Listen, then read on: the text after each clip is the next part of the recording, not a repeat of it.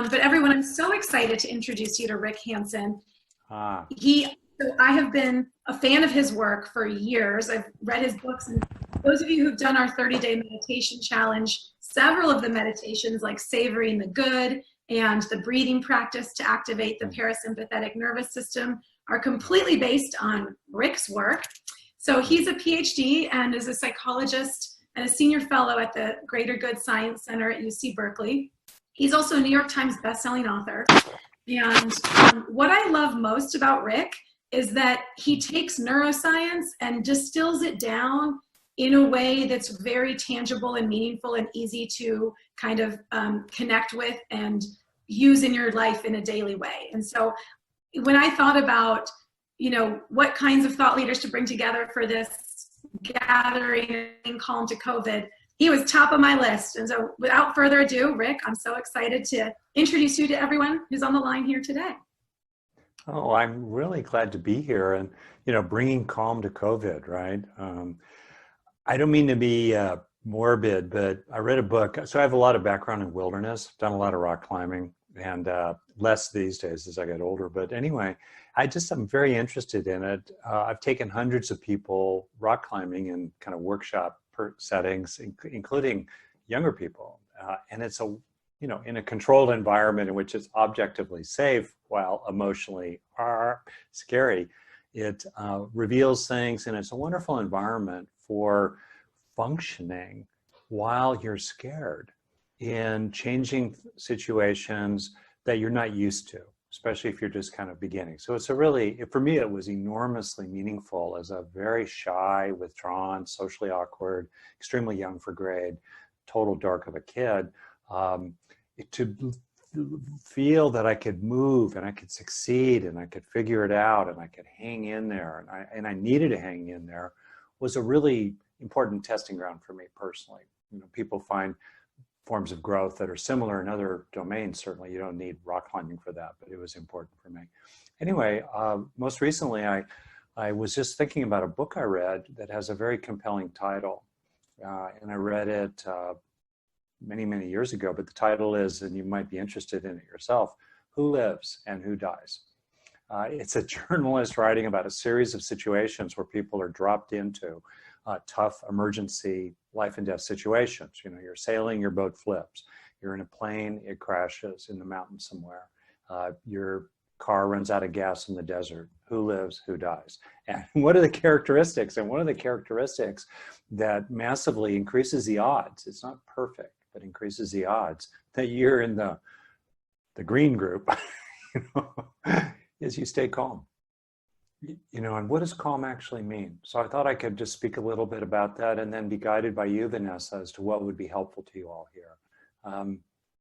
Calm does not mean that you're quiescent. You can be calm in your core while being very active. To use rock climbing also as a metaphor here, or as an analogy, if you've seen the film Free Solo or seen any of the 60 Minutes documentary, it's short. You can see it online on Alex Honnold, who will solo these 3,000-foot cliffs. The interviewer at one point asked him, so are you stressed up there? You must be so stressed. He said immediately, no, if I start to feel stressed, something has gone terribly wrong. So he's calm in his core. That's the point. Calm includes coping, calm strength, calm coping. Lately, I've been really exploring the feeling in the body broadly of basically, I call it, being at peace in a radiant heart. People find different words, it's okay, but it's that combination of heartfeltness and calm and peacefulness. So we can be calm in our core, while around the edges might be anxiety.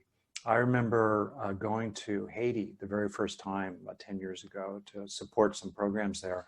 And while I'd sort of read about, countries like that, developing countries, third world, Haiti in some ways is like a fourth world country, particularly in the slums, the urban areas. I was in a cold rage the whole time. And I'm not an angry guy, basically. I was stunned. But it was calm. I was appalled morally. I wasn't hostile. I wasn't aggressive. I wasn't weird. but I was like, the best word phrase for it was a cold rage. And I think there's a time now where, understandably, and I'm thinking of writing a piece, so please don't steal this title, Love and Anger in the Time of Corona, playing off of Love in the Time of Cholera, the Marquez novel, which I actually did read, enjoyed. So long story short, calm is about what's in the core. Is there a stability? To draw on the life of the Buddha, his comment about his own practice that I've found really quite helpful. He said, you know, in his kind of movement toward enlightenment, awakening, he said, painful, horrible feelings arose, but they did not invade my mind and remain. That's the key. What's in our core? Do they invade? And then even if they invade for a bit, do they remain, right? And so we can be calm and strong in our core. We can be calm and loving in our core. We can calm while holding on to our moral view. We can be calm by saying, nope, sorry, I'm not going to add any additional risk. You know, in an age bracket in which roughly 3% of the people who get this illness die. No, thank you. I can avoid it. Nope, sorry, can't come over. You know what I mean? Got to give up a preference or a convenience. You know, you can do that. You can be really firm these days. So I'll just leave it right there and just kind of open up maybe for some guidance here from Vanessa, an exploration of what would be helpful for you all. Yeah. Well, I think it would be great to hear more thoughts that you have on how to both strengthen our core and clear the edges when things come in. And I did share your visual of the kelp in the ocean with everyone earlier, and I did a guided meditation to help them go into a healing center and boost their immune system. So that's a little, and then we had a conversation where folks were saying, how do we hold all of this, the grief, when we're watching the pain and suffering in the world, while also wanting to stay positive and focus on the good. So we had a little conversation about that, the duality and holding both. Well, that's great. Well, so first, this is a kind of topic that I just love. And I think people, for me, what really is cool is the combination of really kind of three things together. Sort of like brain science, perennial wisdom, and practical psychology. If you imagine those three together, right? Bringing together really the neatest, latest information about how the body works, you know, including its nervous system and the headquarters of the brain, with the perennial wisdom from around the world through the ages and at the present time, wisdom, with the applied skillfulness and intelligence of psychology, which has really developed a lot in the last 100 years. I'm a clinician, so the applications part, just bringing it together. So in that context, I think about how people often don't really talk about their own practice, right? What's your practice? Or how are you practicing with this? I got it, something has happened, we're upset, we're stressed, we're challenged, got it, crystal clear. How are you practicing with that? Inside your mind and out in the world. How are you coping with it? How are you practicing with it? That's incredibly hopeful, right? And one thing that kind of makes it stand out for me about why it's valuable to talk about practice. How are you engaging it? How are you working with it? What are you doing about it? How are you just being with it? How are you holding in its spacious awareness?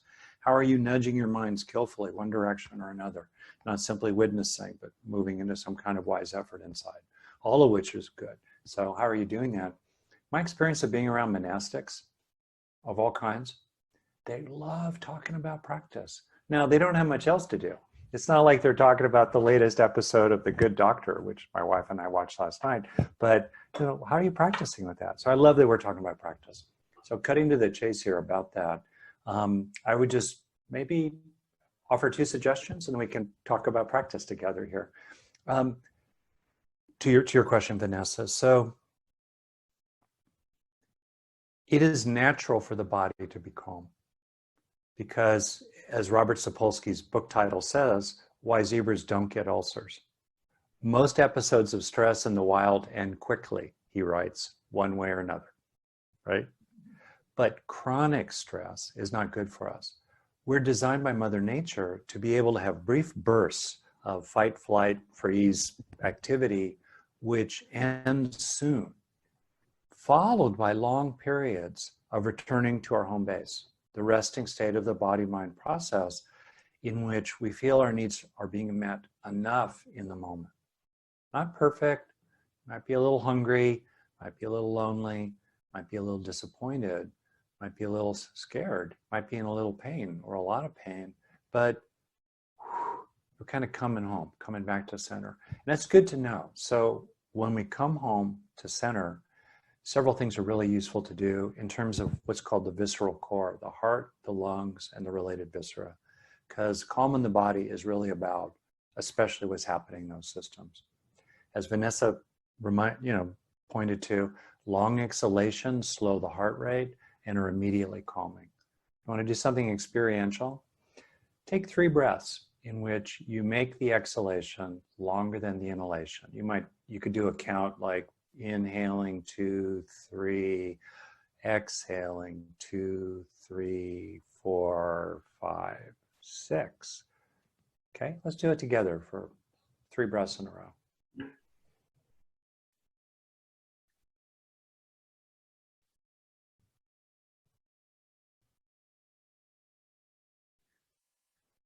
Just 1. Feels different. A couple more.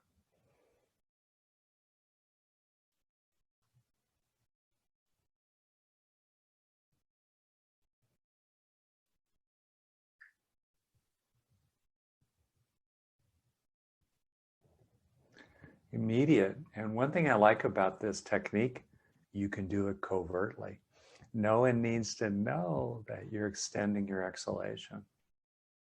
There's another go-to, Vanessa may have shared it with you, so I'll just repeat it briefly. The body is telling the brain how the body is doing all the time. Those are the original signals in the evolution of the nervous system, internal signals coming up into the brain, the master regulator of the body. It's only later in evolution, over the 600 million years evolution of the nervous system, that our ancient ancestors added hearing and seeing to interoception, internal touch, external too, and then taste and smell. So the body is telling the brain how you're doing. Is the heart beating? Is breathing occurring? Are the viscera okay? Are you in agonizing pain? Is a shark chewing on your leg? Is everything basically okay? And most of the time, it's telling the body's telling the brain that we're basically okay. We have an opportunity to tune into those signals, which normally we tune out because we habituate to them. It's as if the night watchman or the watchman or watchwoman is continually saying, all is well, all is well, all is well, all is well. But we don't listen after a while because we tune it out. And yet the body's usually telling the brain, all is well. It's not always well. There are times when we're not basically all right now. But most minutes of most lives, most seconds, most moments of most lives, most people, basically all right. Why not listen? So right now, again, if you want to do it with me, it's to try to feel what you know is true when it is, that in the present, whatever the past was or the future may be, in the present, you're basically all right now, which brings you into the present too. So let's do it for half a minute.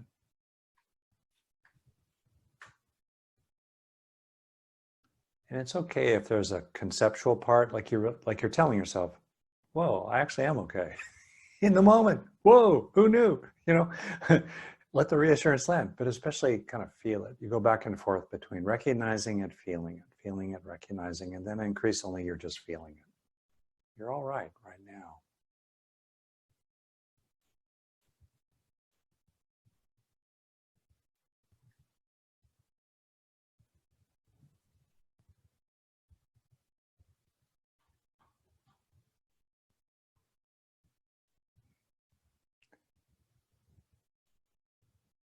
And in the sense of all rightness can be a feeling of shedding needless anxiety.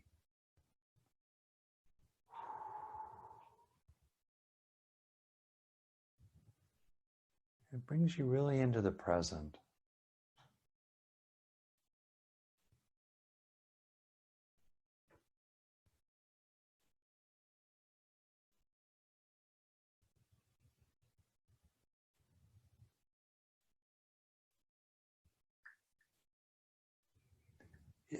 it's actually okay if it's hard to sustain it. It's sort of natural. I wonder a little bit if Mother Nature doesn't want her little critters to recognize that they're actually all right. She wants to keep them on their toes in Jurassic Park. Okay. But with practice, you really can increasingly sustain this sense of what's true when it is. Oh, I'm basically all right. Around the edges, could be sorrow or anger or fear or pain. But in the core, I'm basically okay. And in that, sometimes you can feel like when you're in the present, you're basically okay. Wow, gratitude has room to move forward somehow. Like, wow, okay. So that, and kind of finishing on this, then I want to open it up again. Neurologically, these two things, long exhalation, feeling of the sensations of exhaling, and recognizing that your body is telling you're okay, neurologically, reduce activity in midline cortices networks along the midline of the top of your head, task-oriented in the front, default mode, ruminator, the rumination machine, ruminator, dream and space out, and run loops of resentments and regrets, so forth. Activity in those midline cortices just naturally decreases when we tune into the body, and also when we come into the present, and verbal activity reduces as well. I'm tapping the left hemisphere, which is where verbal centers are for right-handed most people. So point is, when you bring attention into the body, into the present, it's immediately supportive of calming. Immediately. And finishing here, we have the opportunity again and again and again to turn these states of calm into trait calm. Traits of calm, the movement from state to trait, from experiencing to social emotional learning. Social emotional, somatic, motivational, attitudinal, even spiritual learning, from state to trait, taking in the good. And so by kind of marinating in these wholesome states of relaxation as you exhale, or relief and reassurance and peacefulness in the present, as you recognize you're basically all right, and also as the verbal chatter quiets, you get more centered and grounded in your core as you kind of marinate in that experience for a breath or longer, feeling it in your body. It helps to highlight what's rewarding about it. That has other neurological, added value in terms of leaving lasting physical traces in your nervous system. As you marinate it again and again for 5, 10, 20, 30 seconds in a row at a time, but repeatedly, you gradually hardwire this quality of calm, resilient clarity into the core of your being, so that increasingly you have it with you already wherever you go. I love it. Thank you for sharing. And if folks want to share any questions you have for Rick, you can type them in the chat. And as we're waiting for those to come in, I know several of you have talked about being kind of thought leaders within your company or organization to try to help people with bring these tools out into your companies in a bigger way. And one funny story I'll share about related to Rick's technique with the breathing. Years ago, I was teaching a workshop at Google with a couple hundred people. And of course, they wanted some data, on how mindfulness works. And so they had everyone write down on a piece of paper how stressed they were before the guided meditation on a scale from 0 to 10. And then I led a short guided meditation, and then they wrote, how stressed do you feel now? And it went down about 80. They were doing it live on their surveys, of course, on their computers. But it went down about 80%. And what I found is if you're wanting to bring like Rick's parasympathetic breathing to people in your organization, you can even do a funny little like tangible proof. Hey, think about something with COVID that really stresses you out. On a scale of 0 to 10, how anxious are you? Write that number down. Then do Rick's breathing. Do 3 cycles of parasympathetic breathing where you inhale for 3, exhale for 6, and have the person write down their number afterwards. And that can be just a simple little tool to get them kind of on board with some of these techniques when you're wanting to spread it more widely within your organization. I know a lot of people, sometimes their mind wants the data and the proof up front that it's working, in addition to the calm feelings. Oh, I totally support that. And if I could just add, I've done a lot in the business world. So I kind of move back and forth between different worlds, and I have to sort of remember sometimes. Let's see, is this a talk radio and a country and western station in Nashville, Tennessee? Whoop. Is this some kind of mindfulness program? Whoop. Is this a corporate training? You know, it's like, and you switch, it's code shifting in a sense, but in a healthy way. You're shifting dialects, and that's appropriate. And I'll just say two things here about these approaches that I've found conversant in a business world. One is the stress on competence. These are competencies. These are forms of social, emotional, somatic literacy in some sense. And it's very straightforward. Would you like to become more skillful with your own mind? Would you like to be more competent at managing your reactions, at being able to sustain empathy for others, at being able to find your footing in extremely turbulent times? Would you like to be more competent at that? And if not, okay, I guess you don't want to get more skillful. That's fine, right? But there's something about that, the competency theme. The other major theme is autonomy. Are you the boss of your own mind? That's the language I might use with children, 10 years old, say. But fundamentally, are you the master of your own house? Are you the captain of your own ship? Pick your metaphor. Or are you just buffeted by external forces coming at you and internal forces, your own reactions to what you're feeling? And I just make the point, most people are puppets inside their own minds. They are pulled routinely by the strings of external stimuli, and their internal reactions to them are just the legacy of their own difficult childhood, say, or last marriage, bubbling up, or last job. So we have the opportunity with the kind of approaches, let's say, that you're talking about, Vanessa, or other people know on this call, or I know myself, we have the opportunity to gradually reclaim agency inside our own interior, to reclaim autonomy. It's not that we're able to just mandate every single thought we have or feeling we have, which would be kind of nightmarish, actually, if you think about it. But increasingly, we have influence over what it's like to be you now and who you are becoming, right?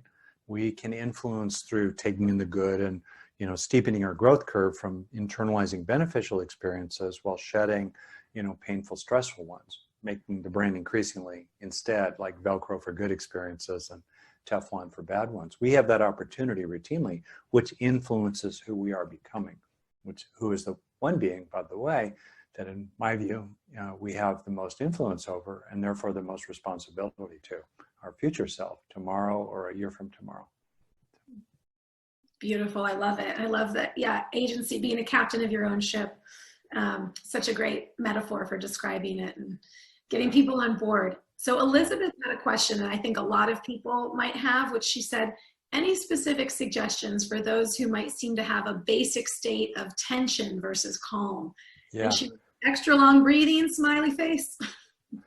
That's a really great question. So a couple things. One, and so what I get also is a lot of you work with other people. So I'll speak in that frame a bit here too. Some people, particularly those who have a trauma history, which, in the population in general, especially in the female population, is remarkably and horribly high, just of one kind or another. So people who have, and a lot of micro traumas equal a macro trauma. A lot of little things can add up over time, particularly the way they land on the particular person who might have been born prematurely or just have a temperament as an infant that's, particularly sensitive, or one of those kids, adults, who has just a huge heart and is really affected by other people. Things add up over time. So for some people, tuning into the body is counterindicated. They're not comfortable doing it. It's alarming because the body, frankly, is a basement full of pain. And just opening that trap door is like opening a trap door to hell, including maybe the breath. Maybe the body's kind of okay, but breath, some history there maybe. So it's important for me to always, as a kind of diversity issue, as a matter of respect for people, to name other objects of attention and other methods besides breathing and body awareness. So I want to flag that. And then in terms of the specific question, I want to go back and reread it myself. Yeah. if you're in a basic state of tension, you're normal these days. And sometimes people are afraid of not being anxious. They get tense when you suggest that they could ease. Little detail here, for some people the word relax is also charged because that was the way that they were manipulated or seduced in a problematic way in the past. So being instructed, relax, can be a little weird. So again, looking for other words, and you find the words that work in the setting, like easing, calming, and so to the point that if people are functioning in part through their tension or their defenses, to start by suggesting that they lower their defenses can actually be alarming. It's counterproductive. So what I find is really helpful for people is starting with things that are sort of undeniable and are experientially close to them, such as we'll just start with a sense of the ways in which maybe bring to mind a time when you were strong in your past. Could have been holding a Pilates position, could have been lifting the weight the last time, could have been a time you really hung in there for another person, stood by your aging parents' bedside for hours in the hospital, just hanging in there. Endurance is a major form of strength. So tuning into the resource initially of I can be strong. Also, I can be vigilant. Just because I'm calming doesn't mean I'm lowering my guard. Doesn't mean I'm taking my eyes off what's going on around me. We can be alert. We can be prudent. We can be determined and gritty while also increasingly establishing a sense of inner peace inside, calm in the time of COVID. So that's important to communicate to people, that you can do both. Like for a lot of people, that's sort of a radical new idea. Whoa, you mean I can experience a kind of tranquility in the core of my being and serenity while being really clear about what's going on around me and dealing with it at the same time. That's good, you know what I mean? So I will talk about that, and I'll kind of, depending on the person, emphasize that aspect. Another piece of this is the sense of protection, recognizing that in this moment at least, the room we're in has strong walls, keeping it really concrete, tapping the floor is solid, whatever it might be, looking around the room, recognizing that these are good people. Some of them might really bug me, but, nobody's gonna jump me here. It's kind of okay, lights are on. That sense of protection, because we're scared furry animals. We're so vulnerable in the wild, right? So it's natural to be kind of nervous about that. So it's kind of helpful. It might sound silly, but to just check those boxes, tick, tick, tick, and then moving into that kind of calming place. So all that said, now let's suppose that a person is, what was the phrase you used? Basic state of tension. I get that. Normalizing it for yourself is important. It's like common humanity. We're all running around. I'm playing whack-a-mole like I've never have in my life. So much coming at me right now. I'm not alone in that, I'm sure. We're feeling a lot of things. We're cognitively flooded. We're emotionally flooded. Talk about a VUCA world, right? This is a serious VUCA world. And so it's normal to be tense. It's not your fault. You're not a bad meditator. You're not a bad something, just okay. Compassion for yourself. Oh, I'm carrying a lot of rocks in my backpack right now. Oh, and I didn't put them all there. Some other people put some of them in there. Self-compassion, really important. A lot of research on it. Makes people stronger, makes them more resilient, makes them more ambitious because they're more able to stand up against harsh criticism inside or coming from the outside if they don't succeed. So they become more willing to take chances and also widen their creativity, widen their view. So self-compassion in hard driving business people increases creativity and ambition. So it's good. It doesn't make us wallow. It doesn't make us softies. Self-compassion is a good thing. So a few moments of self-compassion, that's really good for the tension. And then at a body level, there are just so many things people can do to have states of ease and then let them and help them increasingly become traits. to just bang on a point here, states are easy. It's typically not that hard unless someone's extremely defended. And, and I have a clinical background, so I'm aware of people who they have zero access to certain ordinarily accessible states of being, such as a sense of relaxing as they exhale, because they shut it down instantly because they're terrified of being relaxed, because that's when they fear they will lower their guard and a really bad thing will happen, or they'll allow a bad thing to happen to somebody else. That's unusual, but it's real. But for most people, states are pretty easy. Take a moment and call up a sense of gratitude. Most people have access to that within half a minute. Call up a sense of compassion for another person, pretty easy. Mindfulness, easy for a breath or two, right? But how do we turn these states into traits? How do we learn from our experiences? It's a two-stage process. We have to experience what we want to grow, grit, determination, commitment to others, happiness. We have to experience what we want to grow. But then second, we have to help it make a lasting change in the brain. Otherwise, no lasting value by definition, no acquisition of a psychological resource inside of mindfulness, compassion, grit, gratitude, and so forth, including skills with other people. No acquisition of a resource inside unless there's a conversion from state to trait. So that's the thing I would just really kind of bang on a bit.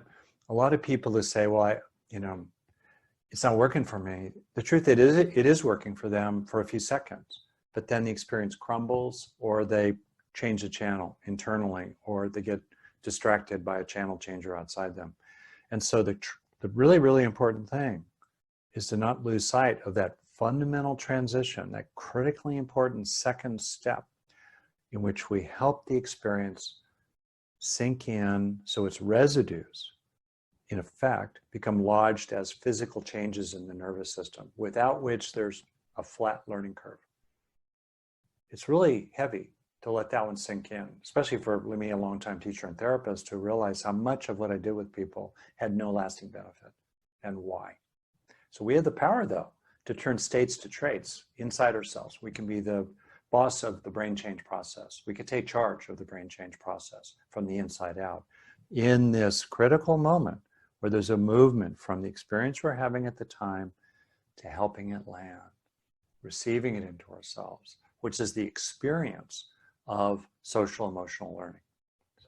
So when people are, to finish here quickly, when people are having a sense of relaxation in the body, progressive relaxation, when they're having their relaxation response that Herbert Benson researched a lot, which is enormously important for long-term health and functioning. It's not la-di-da just for yoga camp once a week, a year, right?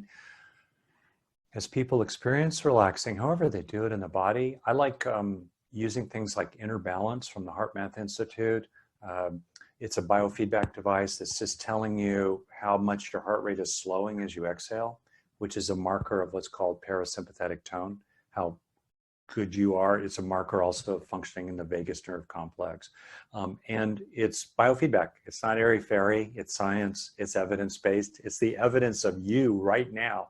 And that little device, Inner Balance, is tracking how your heart is doing. And there are other similar ones, and I have no financial interest in that company, obviously.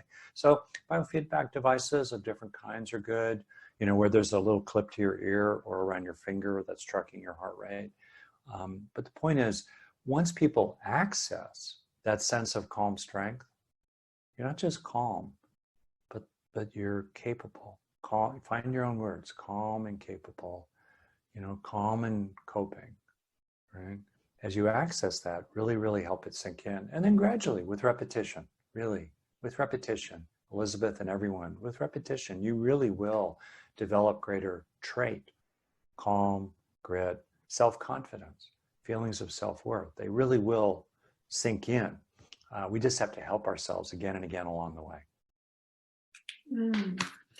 I love it. And you kind of answered the next question from Jennifer a little bit at the end there, because she said, how do you achieve the second part to move from state to trait? How do you let an experience sink in deeper so it sticks? What can you do to receive an experience more deeply? And I know, Rick, you've talked about imagining bringing it into your body on a cellular level. One of the things I love is to imagine it going into the nucleus of every cell of my body That's like great. for whatever reason, the nucleus of every cell feels like it's like really getting in there. Or you've talked about, bringing things into your heart. So I don't know if you have any thoughts about the tangible ways, in addition to repetition, to really help it sink. Right. Well, my kids say, so Dad, what's your list for this one? So I, like checklist, manifesto, a tool, go one day, that kind of thing. And so I tend to think that way to an annoying fault, if you'll bear with me. So the science on this is scattered. I've really tried to pull it together. It's, to me, a real failing that people in the growth business, me included, professionally, coaches, counselors, therapists, et cetera, have not developed a theory of growth that's grounded in our own neuropsychology, unlike school teachers, et cetera, who have a theory of academic learning, including how kids can learn to learn. In other words, how they can become better from the inside out at helping what they're hearing at the time or thinking at the time to really stick to the ribs so they carry it with them, right? So that said, there are multiple things you can do. I summarize this on my website and a lot of other freely offered things. I use the acronym HEAL, HEAL, for have the beneficial experience, and then enrich it. I'll tell you how in a second, and absorb it. Those two kind of entwine, but they're different, which give you multiple opportunities to grow. Have it, enrich it, absorb it. That's the primary process. And then potentially link positive and negative material together, keeping the positive bigger. So it eases, soothes, and eventually replaces the negative material, grounded in lasting changes in the nervous system. So enriching. And you'll hear me go through things that your kindergarten teacher did effectively, or your therapist did, or you do when you're working with people. I didn't invent all these methods, but I've tried to pull them together. Okay. Enriching, 5 ways to enrich an experience. Anyone is good. Good, the more the better. First, duration. The longer those, there's a famous saying, neurons that fire together, wire together. The longer those neurons are firing, the more they're going to wire together. Keep the experience going for 5, 10, 20 seconds in a row. My kind of rule of thumb is half a breath or longer. That's very within reach for people. The brain is fast, so a few seconds make a difference. There's no magic number. I think there's probably a minimal threshold, unless it's $1 million moment. If we don't feel it for more than a handful of seconds, it's going to go right through the sieve like water without anything being captured. Unlike, as someone noted in the chat, negative experiences, which are designed by Mother Nature to stick to us immediately to keep our ancestors alive in the Stone Age, Jurassic Park, and even before that. So stay with it.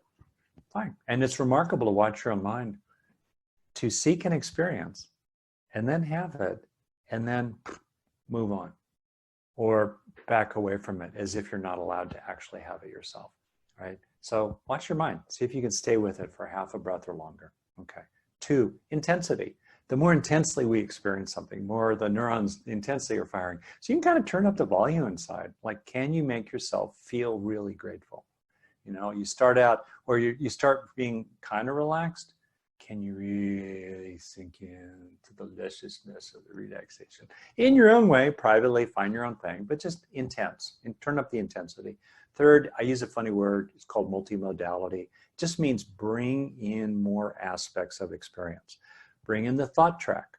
What are the ideas about this that would be useful to have? Bring in the perception track. What can you see or hear or especially sense in your body? Bring in the emotion track. Let's say you have the idea of what you're grateful for. Can you feel grateful? All right. A lot of people have grateful thoughts that do not have much emotion in them. Bring in the desire track. What are the intentions or values or goals or visions or motivations or longings that are useful, that could enrich this experience? And then last, the action track. What's the behavior of that? What's the posture of feeling strong and calm? What's the posture of compassion? Right? What's your facial expression when you mean business? You're not at war with the world, but boy, do you mean business. Bringing in action. So that's the 3rd aspect of enriching. Duration, intensity, multimodality, and then 2 more really important and useful. Novelty. What's fresh about it? You know, how can you bring don't know mind or the eyes of a child, or somebody said beginner's mind, to this experience, or explore other aspects of what might be seemingly a prosaic and familiar experience of just of being kind of gritty. Well, tell me more about feeling gritty. You know, what else are you experiencing? The more that it's novel, the brain is a novelty detector. What's the news? What's new? What's different, right? As soon as it's new, as soon as we update consciousness, as it were, the brain is primed to learn from that.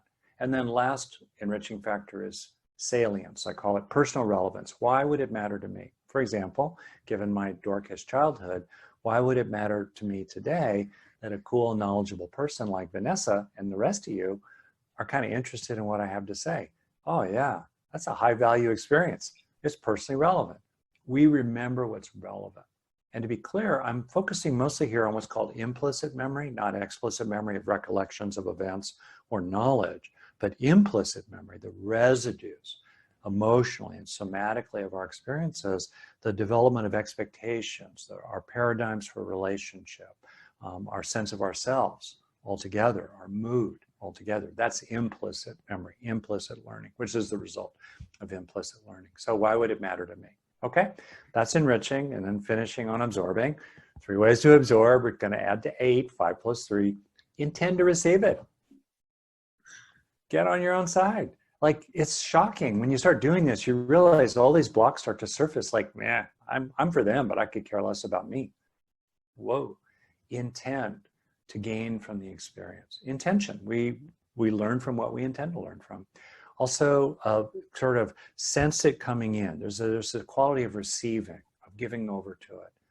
I'm going to use certain words here deliberately, of submitting to the experience or surrendering to it, letting it have you, letting gratitude have you, letting calm have you, in a sense, letting it become increasingly established in you as you become established in it.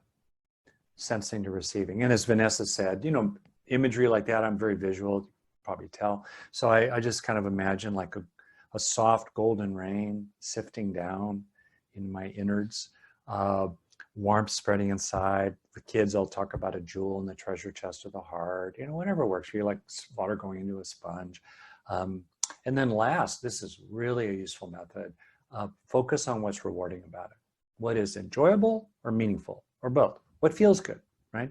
Because when that happens, little neuro hack you can tell people too, when you focus on what's rewarding, that increases activity of 2 neurochemicals, dopamine and norepinephrine, in the brain, especially inside the hippocampus, which is the front end of most of our growing and learning, the hippocampus. Technically, there are 2 of them, look like little seahorses, hippocampi.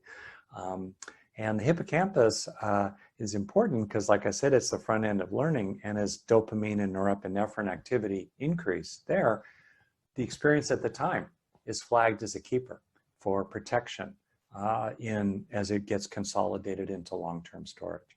So that gives you 8 different ways to help yourself be a super learner. Woohoo! And you know, if there was one thing here's a question for you. If you could teach people one thing, what would you teach them? There's no right answer. We just have our own answer.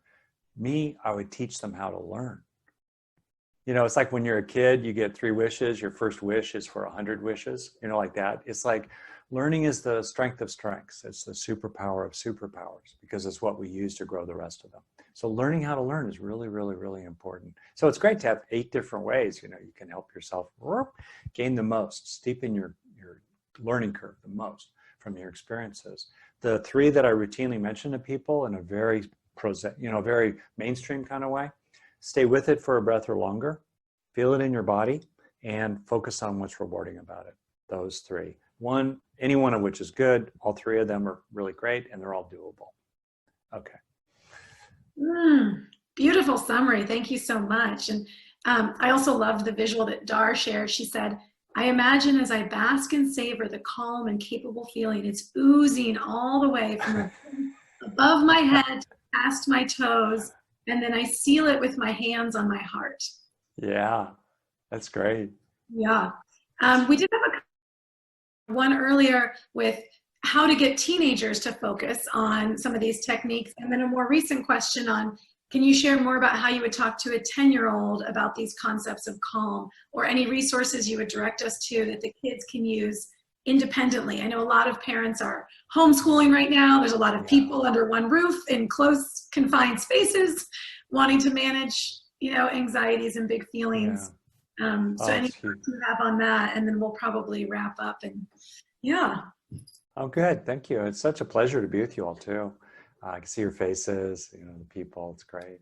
So I worked a lot with kids. I have a lot of background there. I raised 2 kids, 32 and 29, and I've lived the dream, lived the nightmare, of parenting. Anyway, so classic line from psychotherapy: how many therapists does it take to change a light bulb? Only one, but the light bulb has to want to change. And that's really the essence of the matter with kids, especially teens, motivation. So it's that creation of a frame in which there's a receptivity and a motivation is probably most fundamental. There are different ways to do that. I might use the language of competence and autonomy, retranslated for a teenager. Just the bottom line, do you want to be pushed around? Okay. What do you mean? Like, no, teens don't want to be pushed around. And they want to be autonomous, right? They want to be in charge. And so, well, here's how to be in charge, really, of how you feel, moment to moment to moment. I might add that stress will give you pimples. So learning these methods will actually help to clear your complexion. There's science behind that. Stress is inflammatory. Inflammation cascades into acne to some extent, Let's see, so you create the frame there. Also the frame around competence, it's not shaming or critical, but just it's sort of like, learning how to ride a bike. You want to get good at it. You like getting good at playing video games. This is just no big deal. It's not woo-woo out there, weird. It's not, mom's got her weird, beads or something. No, this is like getting better at anything. You want to get better at this. You want to get better at how you feel. Do you want to get better at how you react? Do you want to get better inside your own mind, where you live all the time, right? So frame. I think also in my view of parenting, I'm kind of it's called authoritative parenting model. That's, kind of an intersection or combination, best odds strategy, high love, high aspiration, moderate authority. Probably a good best odds package. It's not a guarantee, but there's research that shows it's probably your best odds strategy, which will be kind of ragged along the way from time to time, I'm sure. So in that frame, at a certain point, you just say to your kid, look, I just would not tolerate you not learning to read. These days I would just not tolerate. If you said, I don't want to learn how to use a computer, wow, sorry. You really need to learn that these days. So it's so much the same way. I don't want to learn how to manage my anger and my impulses and my addiction to weed, and I don't want to manage that. Well, sorry, you don't have an option under my roof. You can always defeat my efforts ultimately, but you will pay a price. You know what I mean?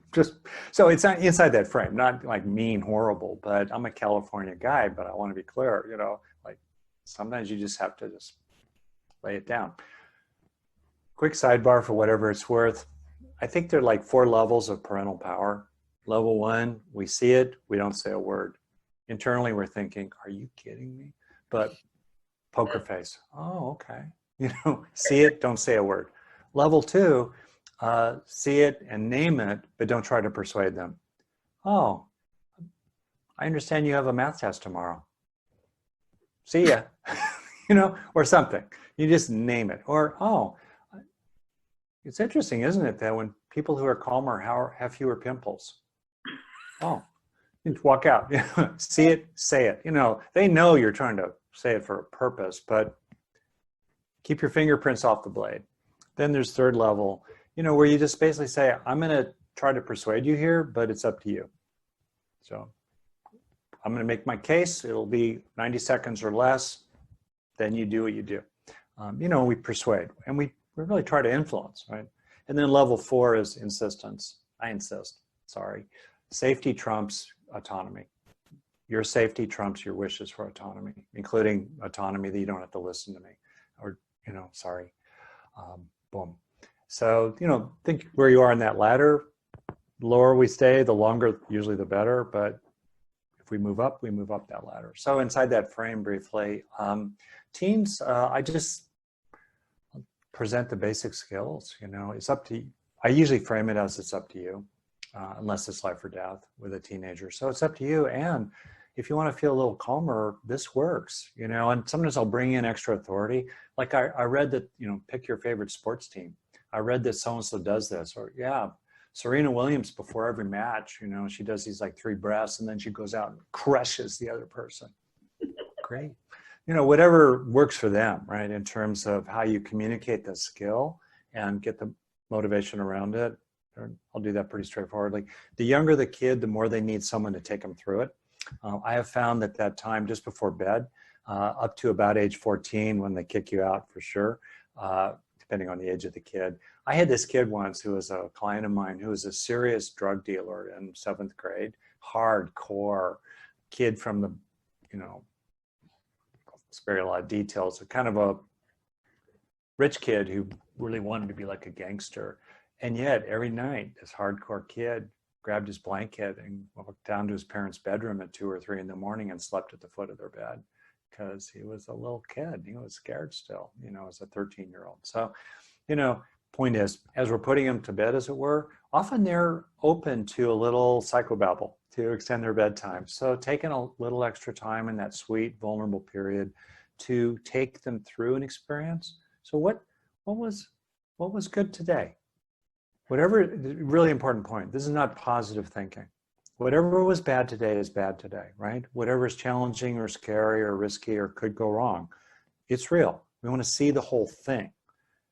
It's true that by growing the good inside, we become more able to see the big picture and to deal with it effectively. So it's really important to appreciate that the path to becoming tough and capable for the sake of others too is mainly through good experiences that get internalized to build strengths of various kinds inside, including a positive mood, right? So it's okay to help the child start to have some kind of beneficial experience. You're trying to help that song start to play in the inner iPod, the inner jukebox. But then once it's playing, once they start to have that beneficial experience, let's say of calming or hope or confidence, then you turn on the inner recorder. You try to help that song sink in one breath at a time. You help them stay with it. You help them appreciate what feels good about it. You bring them back to it if they skitter on, away from it. If they kind of go into their head or change the subject or start intellectualizing as a 10-year-old even about what they're experiencing, oh yeah, that's really cool, sweetie. What were you feeling in your chest while you were breathing there? You bring them back to the experience. It isn't playing therapist. You're not trying to be their shrink. You're just being their ally. You're being their friend and helping them grow the good inside over time and learn skills so that they can do it themselves increasingly in the future along the way. Okay. Oh, yay. That was a wonderful bonus parenting tip. Thank you. I feel so much more resourced, and I feel like I'm going to watch this replay a lot, especially when my kids are teenagers. Lots of people said in the comments, oh, I'm going to try that on my 17-year-old son or my granddaughter as a motivational tool. So thank you so much. I love those 4 levels of parenting as well. Like that's a really great, really helpful. That's good. It's kind of a way to think about where you are and to realize often we don't need to go to DEFCON 4, or whatever, because just this will be okay.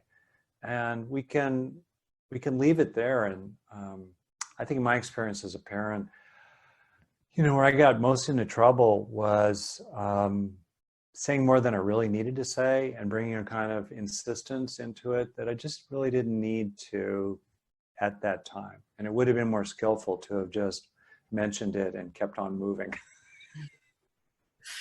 Yes. Awesome. Okay, well, thank you, Vanessa, and thank you, everyone. Yeah, thank you so much for being part of this, Rick. You just bring so much wisdom, and I love your blending of your background in the psychology, the ancient wisdom, and the neuroscience all together in one beautiful package. It's truly unique and awesome, and I can see why you have so many best-selling books, and your work is so well received in the world because it's a confluence of so many things in such a really unique and powerful way. So thank Well, I you. appreciate that, and I just think it's our endowment. You really you don't need to be, you know, you have a PhD in neurology or something. Really, it's our and it's our it's our home base to be peaceful, contented, loved and loving. That's our natural state. We are driven from home by many external forces and our own internal reactions to them, and then a kind of inner homelessness can become the new normal, right?